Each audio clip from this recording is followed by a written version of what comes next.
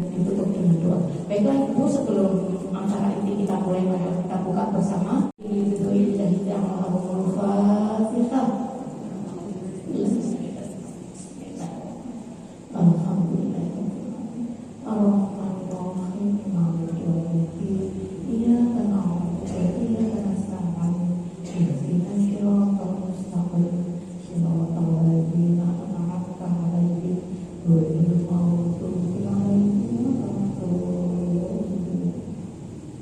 Ibu, sebelum kajian ilmu ini dimulai, kita baca doa belajar ya dulu secara bersama-sama. Bismillahirrahmanirrahim. Raditu billahi rabban wa bil islami dinan wa bi Muhammadin nabiyya wa rasulah. Rabbi zidni ilma warzuqni fahma. Kepada yang terhormat kami, waktu dan tempat kami lakukan.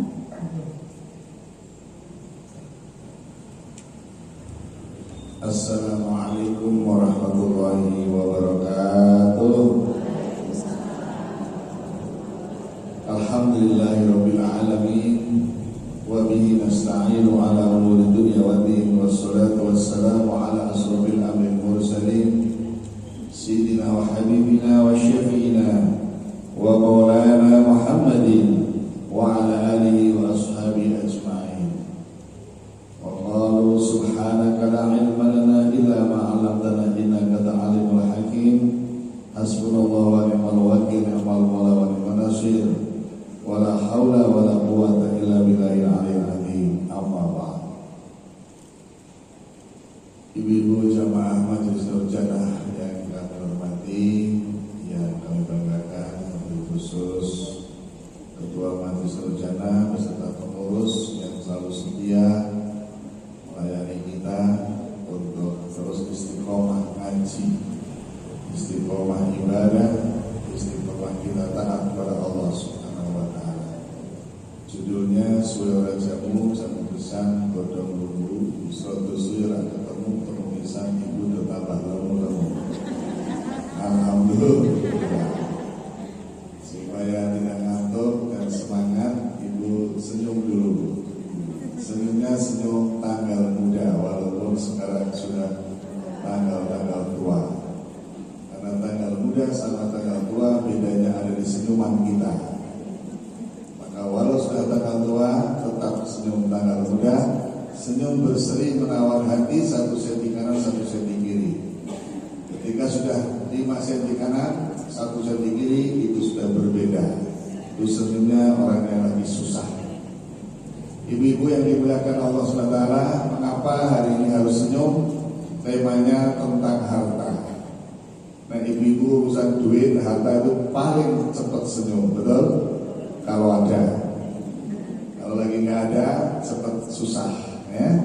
Oleh karena itu, bagaimana harta ini agar bisa membawa hidup kita bahagia, selamat dunia akhirat. Karena Allah telah menyebutkan wa'lamu annama amwalukum wa auladukum fitnah. Ketahuilah bahwa harta dan anak-anak itu cobaan. Cobaan, fitnah itu bukan fitnah, itu cobaan. Cobaan itu berarti ujian. Ada yang lulus dengan ujian harta dan anak, ada yang gak lulus. Maka termasuk yang lulus, salah satu dialognya ketika ditanya tentang titipan harta Allah yang melimpah saking melimpahnya, beliau rumahnya berdinding intan mutiara, berlantai emas. Itulah Nabiullah Sulaiman alaihissalam. Jadi kayaknya sampai akhir zaman belum ada yang mengalahkan kekayaan beliau, ya. Karena mungkin orang terkaya di dunia sekarang pun belum terdengar, ya. Rumahnya berdinding intan mutiara, berlantai emas, belum ada. Tapi apa yang dijawab oleh Nabi Sulaiman ketika dipuji-puja oleh saudara, teman dan kawan-kawannya? sesama kita manusia? Ya, jawabannya Nabi Sulaiman sangat mengejutkan kita. Ketika dipuji engkau hebat, hartanya melimpah, hartanya banyak, hartanya saking nggak bisa diukur pakai rupiah, barangkali pakai angka uang. Kata Nabi Sulaiman, liyabluwani an ashkuru aw akfur. Hada min fadli rabbi. Ini semua adalah hanya titipan Allah untuk mengujiku agar aku kelihatan apakah orang-orang yang ahli syukur, golongan ahli syukur, atau golongan yang ahli kufur.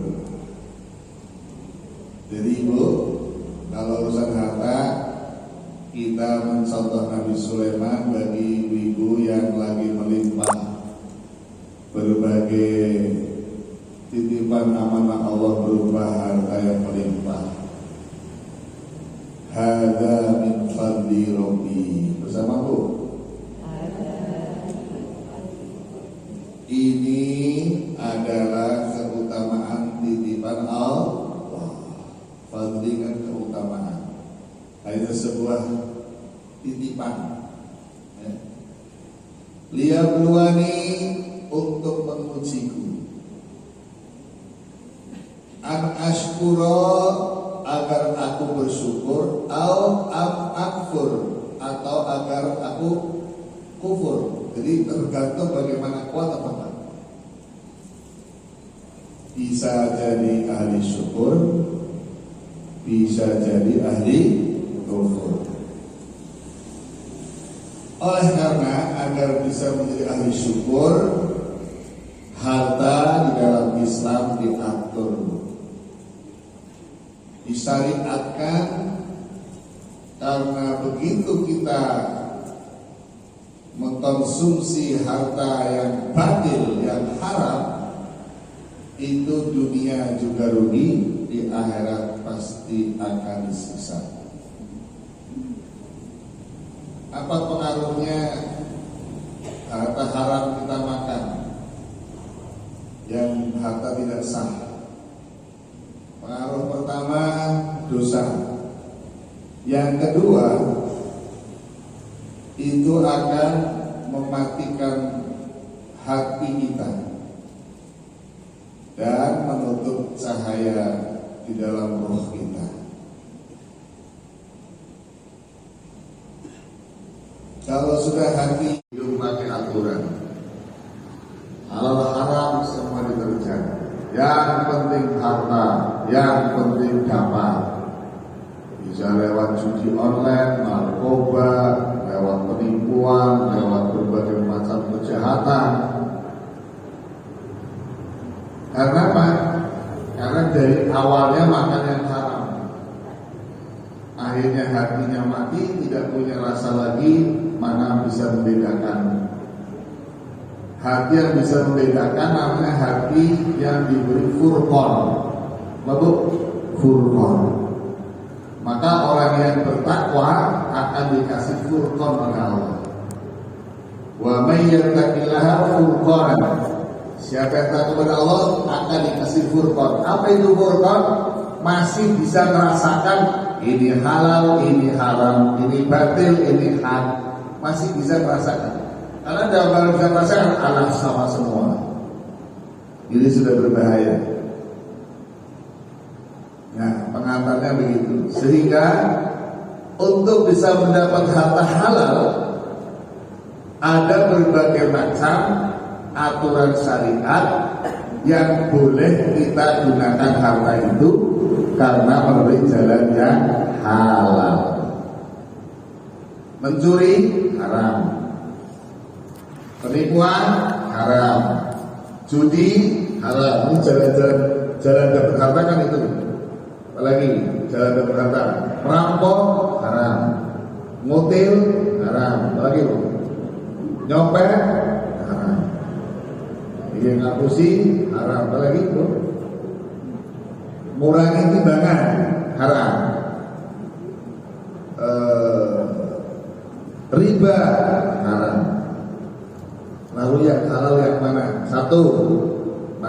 materi. Harta yang kita peroleh dari hibah. Nah, apa Bu? Hibah. Hibah, nah ini masuk materi tema hari ini. Kan ibu sudah dapat undangannya, ya. Jadi ini kita bisa dapat harta kalau melalui jalan ini Bu, hibah. Jadi hibah itu kita nggak kerja, nggak ngapa-ngapa, nggak keringat, tahu-tahu dapat harta. Nek wong Jawa rezeki nomplok, tinggal nomplok, ibu ya. Bahasa Arabnya arif, ya, rezeki arif artinya rezeki karena hembusan angin, bus dapat, gitu ya. Moga-moga semua ibu dapat yang kayak gini. Ini duit sih orang ingat loh, ngerti kan? Alhamdulillah anaknya sering dapat hibah-hibah kayak gini, ngerti dapat. Itu kan dijanjikan oleh Allah. Ini rezeki yang kayak gini namanya rezeki min haitsu la yahtasib. Rezeki yang tidak disangka-sangka. Ya, ngerti dikasih orang. Nanti itu ada tamu pulang dari amplop isi loh Bu. Amplop kosong bisa dibahas. Halal. Siapa yang menghadirkan? Allah. Lewat siapa? Orang-orang tersebut. Nggak kerja, ya, bukan dari kerjaan. Kalau dari kerjaan otomatis orang berusaha, orang berdagang, kerja otomatis halal. Itu jalannya itu. Ini lagi bahas yang tema, yaitu hibah. Maka arti mufradat dari hibah adalah arihu, artinya hembusan angin. Kenapa? Orang ngerti-ngerti orang angin lewat, hembus ke rumah kita, dapat rezeki gitu loh. Ya, itu harta ini disebut harta halal dan bisa bebas untuk menggunakan. Dalam arti bebas itu tidak diatur. Karena nanti ada kalau wakaf ada aturannya. Ini yang bebas dulu. Untuk apa aja boleh. Sudah jadi milik kita, halal. Sumber halal milik kita, mau buat beli, mau buat invest, mau buat nafkah keluarga, mau buat bangun masjid, mau namanya apa Bu? Hibah. Sehingga syarat-syaratnya satu, pemilik yang mau menghibah tadi harus betul harta miliknya. Jadi nggak boleh Bu, harta orang lain kemudian kita ambil dihibahkan ke orang. Contoh, saat misalnya ada ibu sini mau menghibahkan simpang 5. Simpang 5 tak hibahkan, silahkan diterima. Gone sopo Bu? Simpang 5 gone sopo? Nah, nggak boleh. Ya betul-betul miliknya itu. Ya. Kemudian syarat yang kedua, kalau mau menghibah tidak ada larangan dalam syariat. Contoh gini, orang sudah diwakafkan, kok dihibahkan lagi?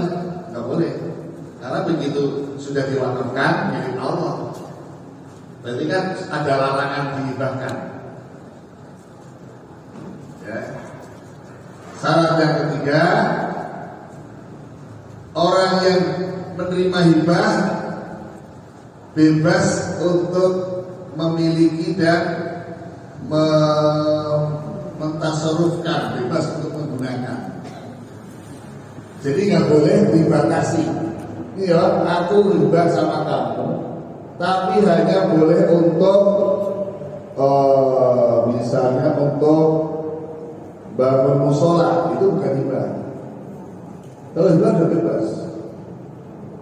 Apa saja. Kalau berarti ya untuk musola namanya wakaf. Jadi hibah itu sudah kayak rezeki yang nomplok halal, semuanya bebas, tidak diatur. Jadi kalau masih diatur bukan hibah. Ini yang rezeki-rezeki disebut min haitsu la yahtasib. Rezeki yang tak disangka datang dengan tiba-tiba, itu bagian dari fadilah Allah. Ya, dalam surat Al-Talaq ada ayat 2, wa may yattaqillaha yaj'al lahu makhraja wa yarzuqhu min haitsu la yahtasib. Ayat 2, 3 sampai 5. Baik, sekarang ada lagi harta halal yang kita terima, namanya hadiah.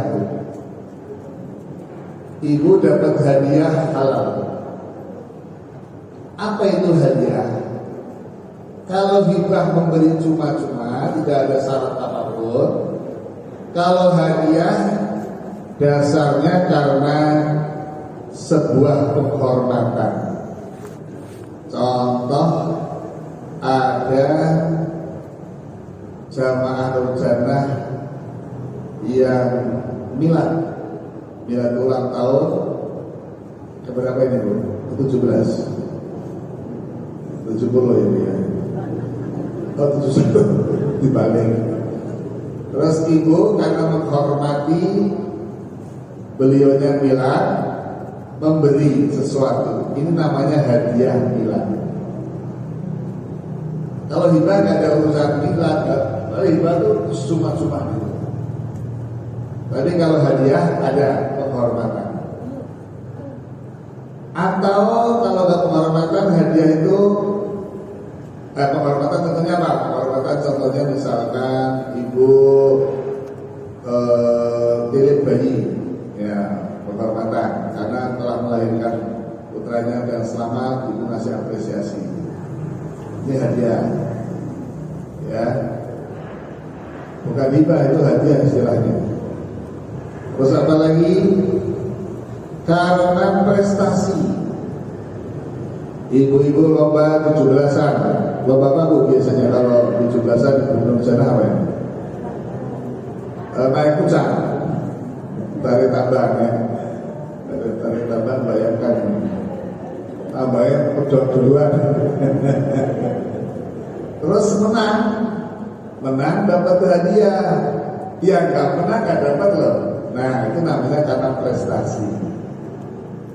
Ya, jadi satu karena penghormatan, karena prestasi. Prestasi bisa dari juara lomba, juara tilawah, juara murotal, juara sholawatan, ibu juara terbaik paling rajin jamaah Nurjannah. Datang paling awal belum ada datang, pulang paling malam sudah pulang semuanya. Nah, ini paling rajin. Karena ternyata selain ngaji, zikir khusyuk di Al-Amin sambil jaga masjid. Nah, ini dapat hadiah. Dapat hadiah itu namanya hadiah karena prestasi. Nah, terus yang memberi hadiah tidak minta imbalan. Syaratnya tidak minta apa Bu? Imbalan. Imbalan itu balasan. Jadi harus tidak boleh minta imbalan. Kalau minta imbalan kemudian jadi diuji, jadilah perjudian.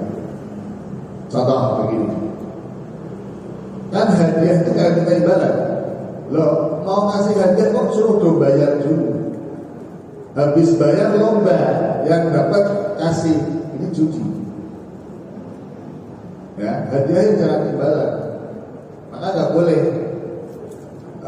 Kan kalau door prize gimana? Beda.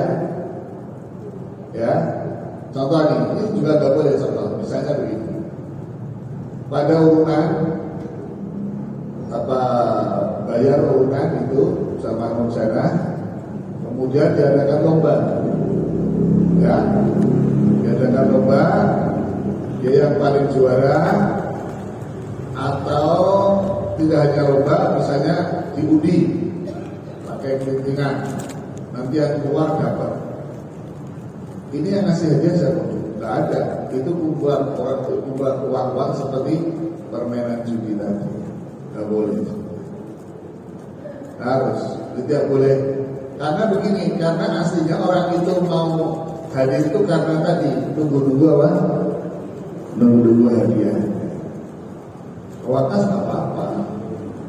Nah, itu pun tidak boleh untuk haji atau umrah. Misalnya gini, ada doorpress haji, tapi yang hadir harus bayar dulu, harus uang apa namanya, pendaftaran. Itu sama dengan mengumpulkan untuk kan gambling, siapa yang dapat, karena dia saya mau itu biar dapat karena namanya banyak, biar mau bayarkan banyak.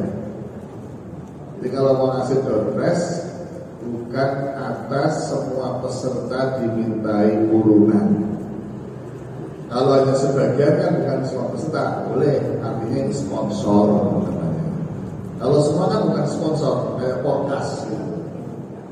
Jadi ya, semua urun judi yang dapat itulah yang dapat. Itu hampir kayak online, hampir sama, judi online.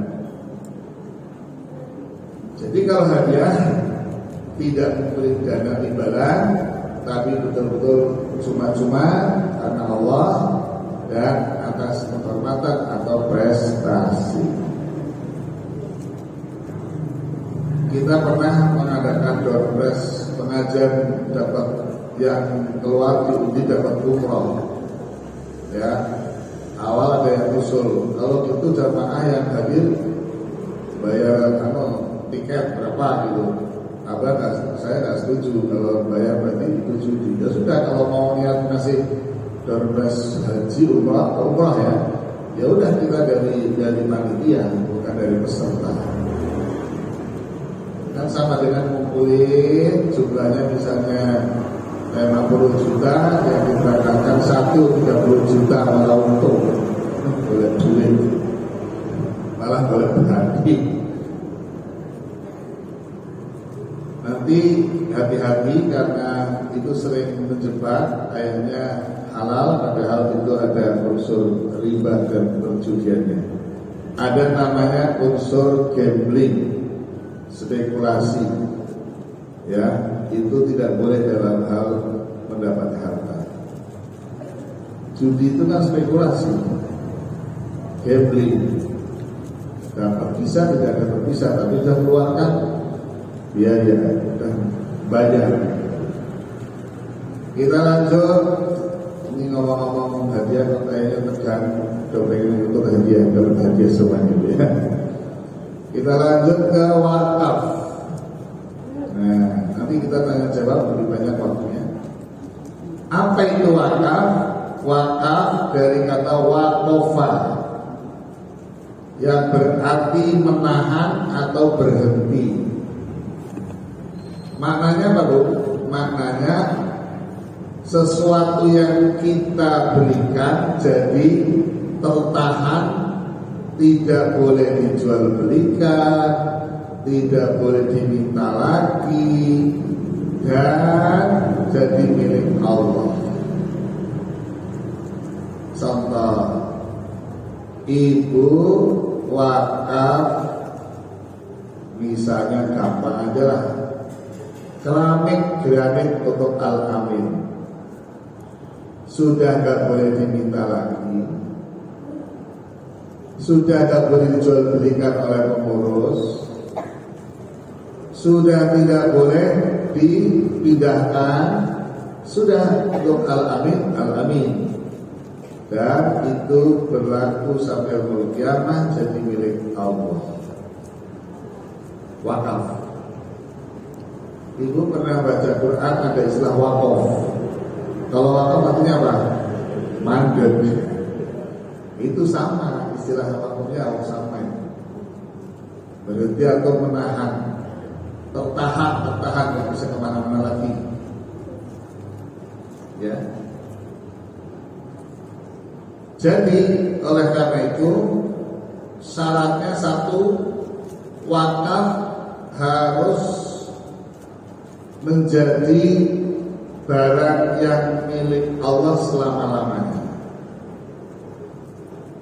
Artinya begini, kalau ibu udah wakaf, anak pun nggak boleh meminta lagi karena sudah diwakafkan.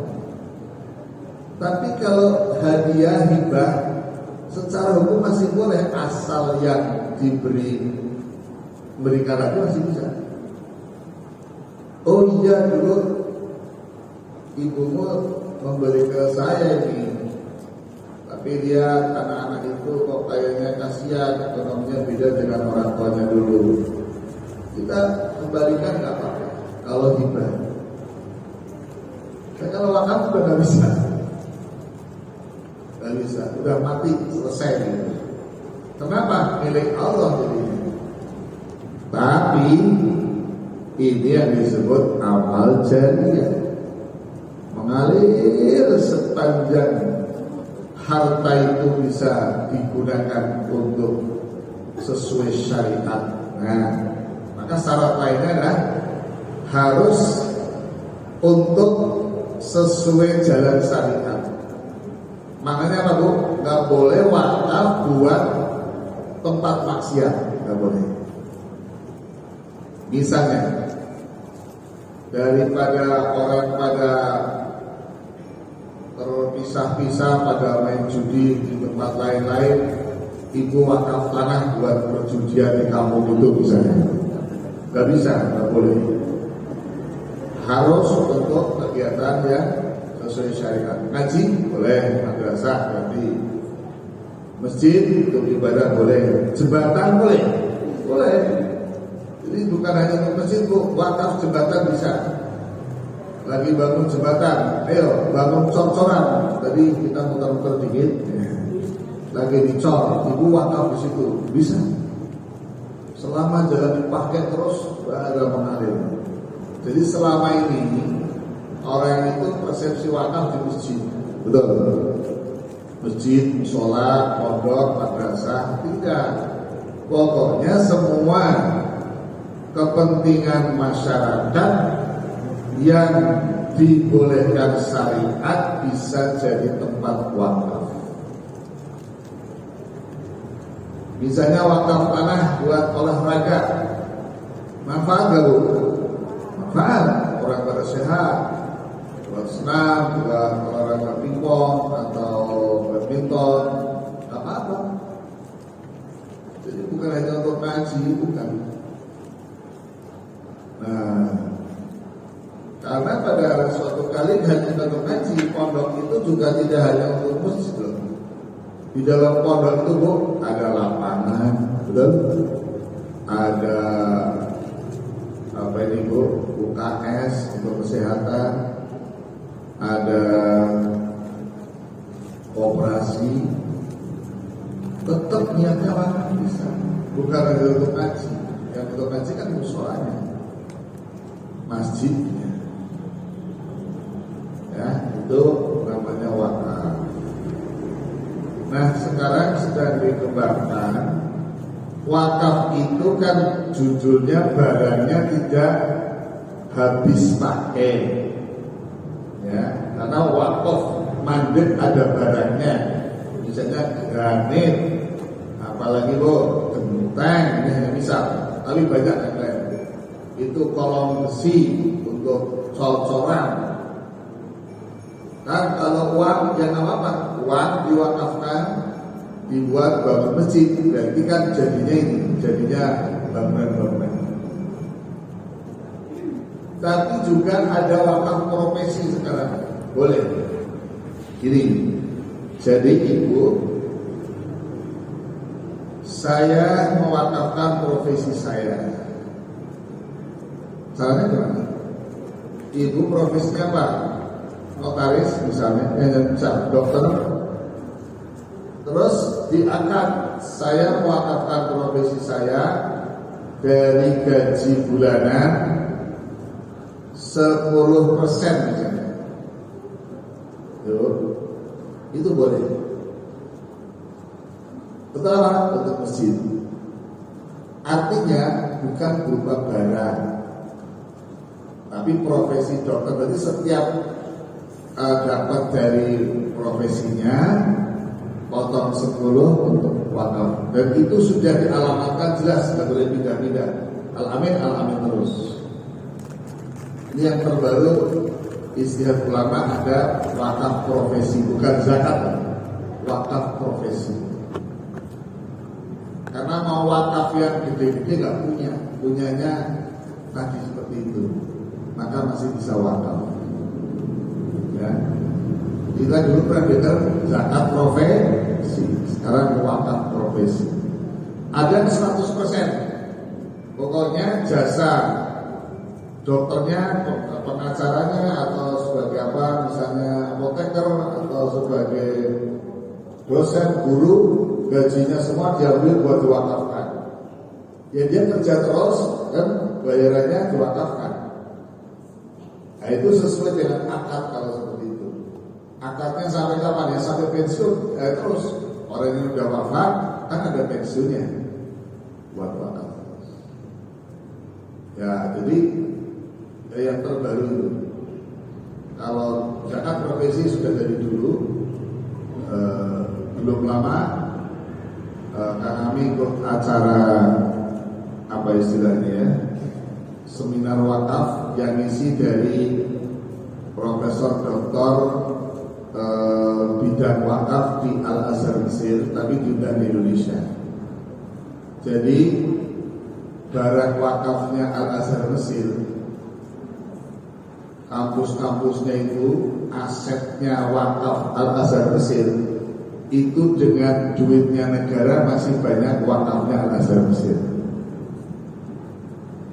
Dengan hartanya negara Mesir masih lebih banyak aset wakafnya Al-Azhar Mesir. Karena seluruh jalur dikembangkan untuk bisa wakaf ke situ. Bahkan alumni-alumninya ya, yang sudah mendapatkan banyak limpahan rezeki, sebagian besar hampir mayoritas larinya wakaf di sana.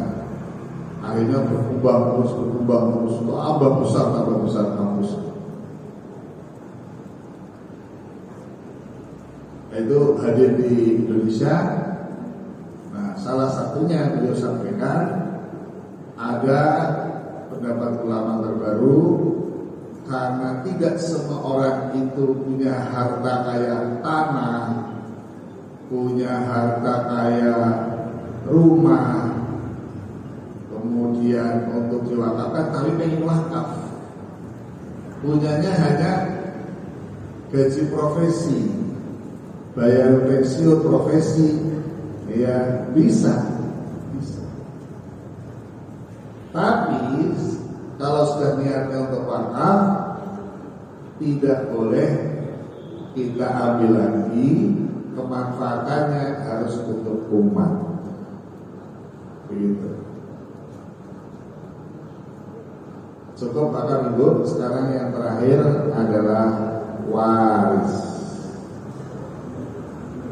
Nah, waris lebih ketat, karena waris langsung disyariatkan oleh Allah dan Rasul dalam Al-Quran seperti zakat.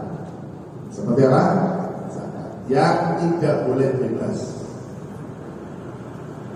Contohnya, harta waris hanya bisa diterima oleh ahli waris.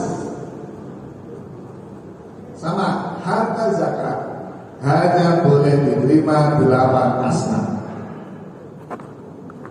Kalau tadi kan, kalau hadiah hibah boleh nggak? Karena muslim boleh. Berarti ada aturan terikatnya. Kalau hadiah hibah, tapi wakaf, zakat, kemudian apa tadi Bu? Waris itu diatur langsung. Maka ada ilmu faraid, ilmu mawaris. Mengapa? Karena situasinya keluarga ahli waris itu beda-beda, sehingga ilmunya disebut faraid untuk menghitungkan kondisi yang berbeda-beda tadi. Tapi prinsipnya di Quran, prinsip ya Bu, bahwa anak ahli waris laki-laki, prinsip nih, ahli waris laki-laki menurut Al-Quran itu separuh harta. Ya, 2 kali ahli waris wanita, ya 1/4 wanita. Ini prinsip. Hanya kondisinya kan gini, ada yang putranya laki-laki 3, putrinya 1. Hitungnya piye? Nah, ilmu faroi. Kalau ibu pengen real, sekarang disediakan konsultan ilmu faroi di KUA atau di pengadilan agama, supaya nggak keliru dalam menghitung. Kalau kami pelajarannya hanya tadi prinsip-prinsip saja, tapi realnya kan ibu pun kondisi rumah tangganya beda-beda di jumlahnya, betul nggak? Ada maafnya, ada. Jika pusingkan momen bagi waris ini, Bu, bagi sesuai kesepakatan yang penting ikhlas. Harus pakai ilmu tadi. Dan lagi-lagi sesuai kesepakatan yang penting. Jangan lupa ya Bu, kalau tidak lewat rumus Quran, panggil notaris, murah notaris, biar anak cucu nggak menjadi masalah lagi. Ya yang mesti supaya apa?